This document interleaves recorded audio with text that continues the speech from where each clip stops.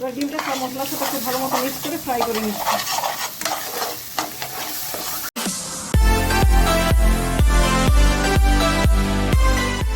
নমস্কার বন্ধুরা, আমার চ্যানেলে আপনাদের সবাইকে স্বাগত জানাই। আজকের পর্বে আমি শেয়ার করব আপনাদের সাথে ধাবা স্টাইল তড়কা ডালের রেসিপি। আজকে আমি বানাবো এগ তড়কা। এগ তড়কা বানানোর জন্য আমি যে বাজারে মিক্সড ডালটা পাওয়া যায় সেই ডালটা নিয়েছি। আপনার বাড়িতে যদি মিক্সড ডাল না থাকে তাহলে বাড়িতে যেসব ডাল থাকে তার সেই ডালগুলো নিতে পারেন। যেমন যদি ছোলার ডাল একটু বেশি পরিমাণে নিলেন, তার সাথে মুগ ডাল আর থাকবে রাজমা। এটা 3:2:2 অনুপাতে এটা নেবেন। আর আমি যে ডালটা নিয়েছি তাতে রাজমা আছে বেশি পরিমাণে, তারপর আছে মুগ ডাল, গোটা মুসুর ডালও কিছু আছে, কিছুটা বিউলির ডালও আছে। বাড়িতে বিভিন্ন ধরনের ডাল থাকলে সেই ডালগুলো দিয়ে আপনি তড়কা ডাল বানিয়ে নিতে পারেন। এগুলো আমি 6 ঘন্টার মতো ভিজিয়ে রেখেছিলাম। কমপক্ষে 4 ঘন্টা সময় নিয়ে ভেজাবেন। সারা রাত যদি ভেজানো থাকে তাহলে আরও ভালো হয়। ডালটা খুব ভালো মতো ধুয়ে ভিজিয়ে নিয়েছি। ভেজানোর পর জল ঝরিয়ে নিয়েছি। চলুন প্রেসার কুকারে 2 থেকে 3টা সিটি দিয়ে নেব। বন্ধুরা, আমার ভিডিওটি প্রথম থেকে শেষ পর্যন্ত ধৈর্য ধরে দেখার অনুরোধ রইল। কোনো জায়গাটা স্কিপ করে যাবেন না, তাহলে ডাল যখন তড়কা ডাল বানাবেন পারফেক্ট বানানো সম্ভব নাও হতে পারে। তো চলুন বন্ধুরা, রান্নাটা শুরু করি।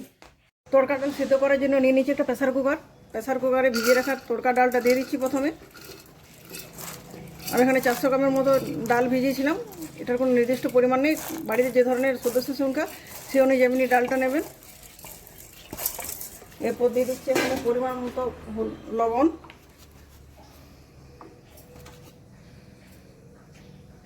হাফ চামচ হলুদ গুঁড়ো।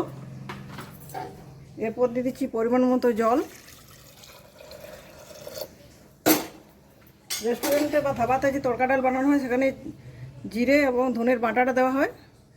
এটা সিদ্ধর সময় তারা দিয়ে দেন, আমিও সেভাবে দিচ্ছি। তাহলে সিদ্ধর সময় সব মশলাটা ডালগুলোর মধ্যে চলে যাবে। তাহলে যখন তড়কা ডাল বানানো হবে স্বাদটা ধাবা স্টাইলে হবে। সবটা খুব ভালো মতো মিক্স করে নিচ্ছি। এরপর ঢাকা দিয়ে দিচ্ছি। ঢাকা দিয়ে 3টা সিটি দিয়ে ফিরে আসছি। বন্ধুরা, আমার তড়কাটা সিদ্ধ হয়ে গেছে বা তড়কাটা ফ্রাই করবো, এই জন্য বসিয়ে দিচ্ছি একটু কড়াই। কড়াইতে দিয়ে দিচ্ছি সাদা তেল। তেলটা গরম হয়ে গেলে গরম তেলে দিয়ে দেবো প্রথমে পেঁয়াজ।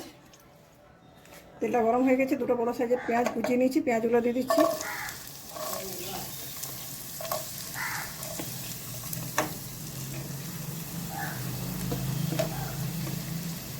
এই সাইডটাতে দিয়ে দিচ্ছি কোচানো রসুন। কিছুটা গ্রেট করা আদা দিয়ে দিচ্ছি আরেকটা পাশে। খুব ভালো মতো ফ্রাই করে নিচ্ছি।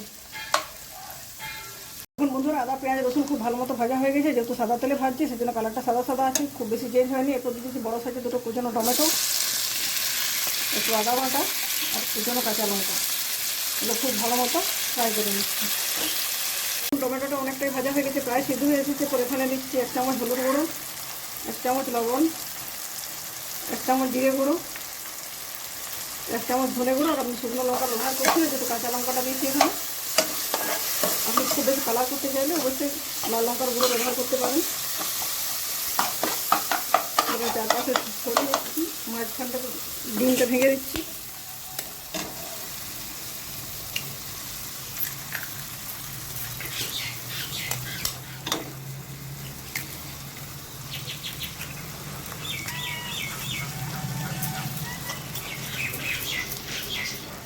এবার ডিমটা সব মশলার সাথে খুব ভালো মতো মিক্স করে ফ্রাই করে নিচ্ছি। খুব ভালো মতো ফ্রাই হয়ে গেছে মশলার সাথে। যখন ভুজিয়া তৈরি হয়ে গেছে, এরপর সেদ্ধ করে তড়কা ডালটা দিয়ে দিচ্ছি।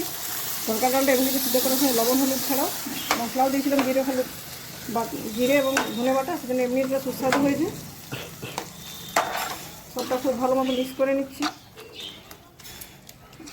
এরপর সাথে ব্যালেন্স আনার জন্য দিচ্ছি 1 চামচের মতো চিনি। এটা অপশনাল, আপনি চাইলে দিতেও পারেন, নাও দিতে পারেন। আর দিয়ে দিচ্ছি কসুরি মেথি। তরকারিতে সবসময় কসুরি মেথি দিতে হয়, এটা স্বাদটা 1000 গুণ বাড়িয়ে দেয়। আমি এখানে সানরাইজের কসুরি মেথি ব্যবহার করছি। আর অবশ্যই বাটার দিতে হবে, দিয়ে দিচ্ছি 1/2 চামচ বাটার।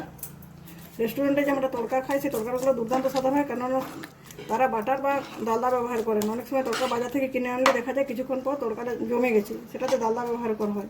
ডালদা স্বাস্থ্যের পক্ষে ক্ষতিকারক, এই জন্য আমি ডালদা ব্যবহার করছি না, আমি এখানে বাটারই ব্যবহার করলাম। এখন বন্ধুরা, আমার তরকা রেডি হয়ে গেছে।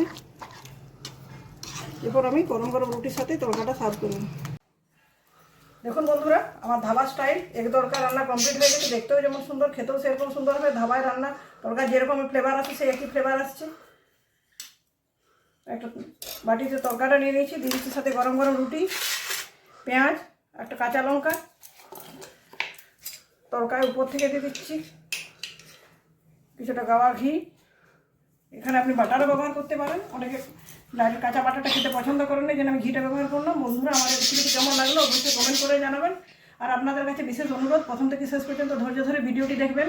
ভালো লাগলে লাইক, শেয়ার এবং চ্যানেলটি সাবস্ক্রাইব করে না থাকলে অবশ্যই চ্যানেলটি সাবস্ক্রাইব করে পাশে থাকা বেল বাটন অন করে দেবেন, আমার পাশে থাকার জন্য এবং আমাকে এগিয়ে যেতে সাহায্য করার জন্য। ধন্যবাদ।